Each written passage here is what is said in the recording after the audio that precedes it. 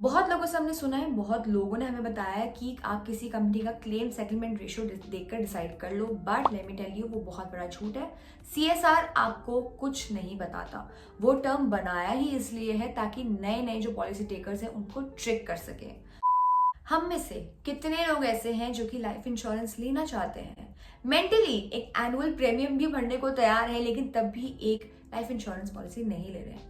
वो एक policy decide करना for our self is so difficult nowadays that एक तो हमने दूसरों की एडवाइस देना बंद कर दिया है, दैट हमारे जो भी एजेंट्स कहते हैं हम उनकी बात सुनते ही नहीं है, बिकॉज हमें हमारे माइंड में कहीं ना कहीं चलते रहते हैं, यार क्या हमें सच में इस पॉलिसी की जरूरत है या बस ये इंसान अपना टारगेट पूरा करना चाहता है।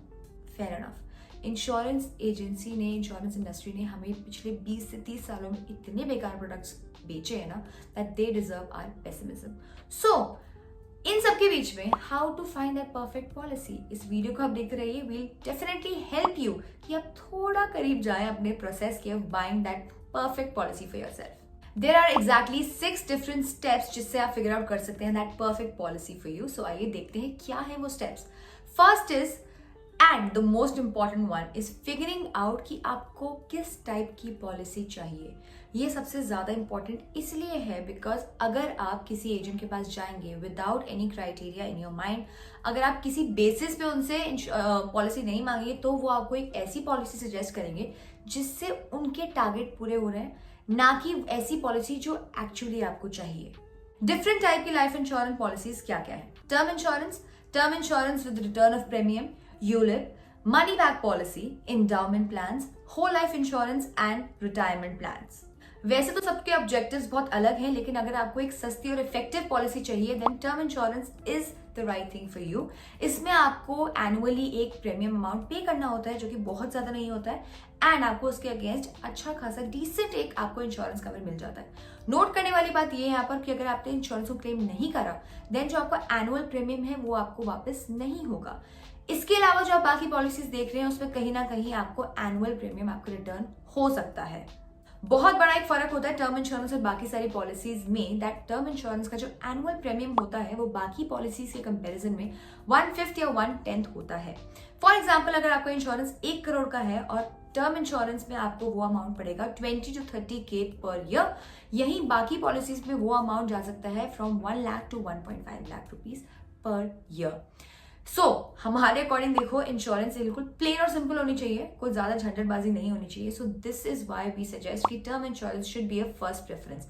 ऑल्सो एजेंट्स को टर्म इंश्योरेंस में बहुत ज्यादा कमीशन नहीं मिलता है, बहुत ज्यादा फायदा नहीं होता है उनका, तो वो आपको टर्म इंश्योरेंस के लिए बहुत ज्यादा पुश नहीं करते हैं। Our second step in choosing the perfect life insurance is the amount of insurance that we need।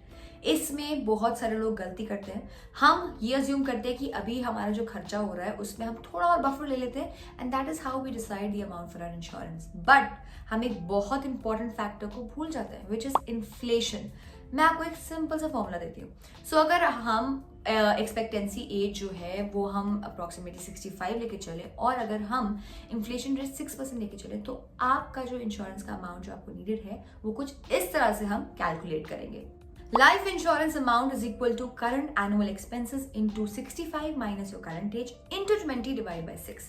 इसको हम एक एग्जाम्पल के साथ लेके देख लेते हैं।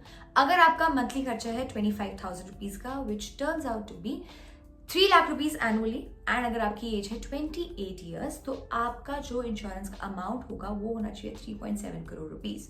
3 into 37 into 20 divide by 6 lakhs. अगर आपने कोई लोन ले रखा है या आप कोई लोन लेना चाहते हैं तो उसका अमाउंट भी आप इसमें ऐड कर लेना। थर्ड स्टेप है deciding which riders are important for you.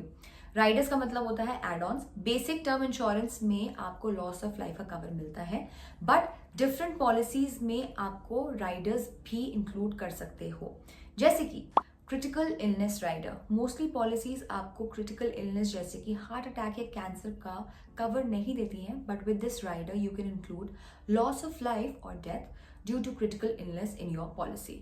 Accidental death benefit rider, इसमें if you undergo God forbid if you undergo any treatment due to critical illness, then उसका कुछ खर्चा can be covered by adding this rider. देखिए वैसे बहुत तरीके के riders होते हैं, but it is up to you कि आपको कौन सा राइडर सिलेक्ट करना है, आपको कौन सा राइडर अपनी पॉलिसी के लिए इंपॉर्टेंट लगता है. बहुत सारे इंश्योरेंस कंपैरिजन पोर्टल होते हैं जैसे कि पॉलिसी बाजार, इंश्योरेंस देखो, उन पे आपको ये राइडर्स के ऑप्शंस मिल जाएंगे. After you have decided the riders that need to be included in your policy, next step आता है shortlisting a decent insurance company. I made an extensive video on top 5 insurance companies in India. उसका link हमने अपने description में डाला है, please check it out. अब आपका ये डिसाइड हो गया कि आपको कौन सी पॉलिसी लेनी है, अमाउंट कितना होना चाहिए, राइडर्स क्या क्या इंक्लूड करने हैं. हमारा नेक्स्ट क्वेश्चन क्या आता है? हमारा नेक्स्ट क्वेश्चन आता है कि हम ये इंश्योरेंस पॉलिसी ले कहाँ से?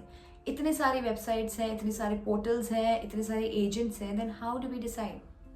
अगर आपको लगता है कि अगर आप किसी नॉन इंसान से लोगे तो आपका शायद फायदा होगा, तो आप बहुत बड़ी गलतफहमी में जी रहे हैं, क्योंकि आजकल सारी कंपनीज की अपने कस्टमर केयर एग्जीक्यूटिव्स होते हैं, सबकी मेल आईडीज होती हैं.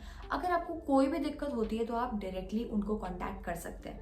जितने ज़्यादा लोग आप बीच में इन्वॉल्व करोगे उतनी ही आप कमीशन एक्स्ट्रा दोगे. सो वी वुड सजेस्ट कि आप कंपनी की वेबसाइट से डायरेक्टली जाकर पॉलिसी को चूज करें एंड खरीदें. आपका प्रीमियम सब्सटैंशियली कम होगा सेम पॉलिसी के लिए. किसी एजेंट के थ्रू लोगे तो you will end up paying 15 to 20% higher than the premium amount.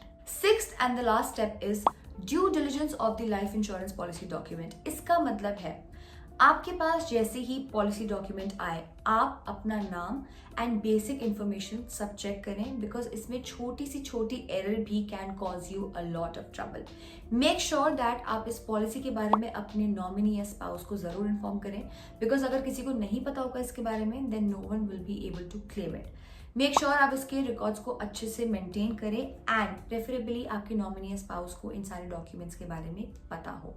Make sure you have all these steps in mind while buying that perfect life insurance for yourself. If you have any other queries or doubts with respect to life insurance, please let us know in the comment section. We will try our best to answer all the queries for you. We'll be back with another video, another useful video. If you haven't subscribed to our channel, please do. And till then, be fighting.